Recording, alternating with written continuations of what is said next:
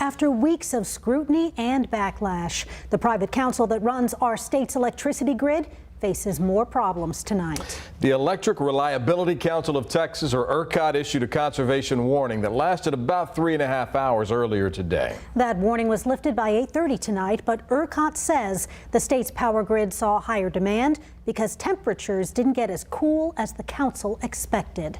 And at the same time, ERCOT says about 25% of generators in Texas are offline right now for regular maintenance. During a media call earlier tonight, ERCOT leaders told us there was no risk for any controlled outages like the ones we saw back in February during the winter weather. This is a very different situation than what we saw during the winter storm. This is an event that's going to cause tight conditions for a few hours.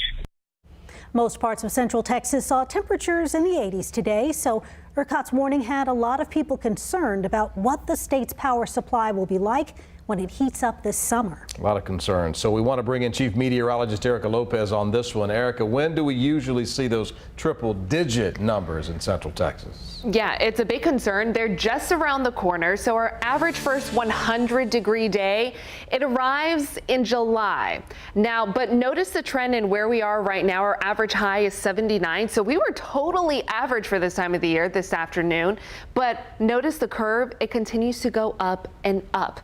Now, the earliest 100-degree day that we've seen ever on record was in May of 1984. Early May, I should say, May 4th. So the possibility is there with above average temperatures that keep trending that we may see an earlier 100-degree day. Now, the interesting thing about the frontal boundary that pushed through is, yes, our temperatures were slightly warmer than anticipated, but you know what? I looked back, our forecast was only 8 degrees off. So that's a little concerning that an 8-degree difference could cause some big issues, and definitely something we'll have to watch. I'll talk about some cooler temperatures that do arrive for this week and also storm chances later in the work week. Details coming up in the full forecast. All right, we'll see you in a few minutes, Erica. Thank you.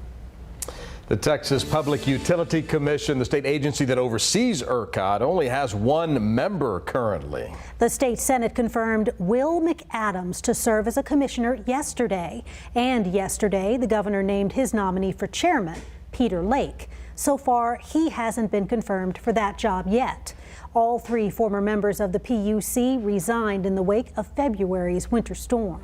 And if you'd like to read more about ERCOT's forecast that led to tonight's conservation warning, just head to the website KVUE.com.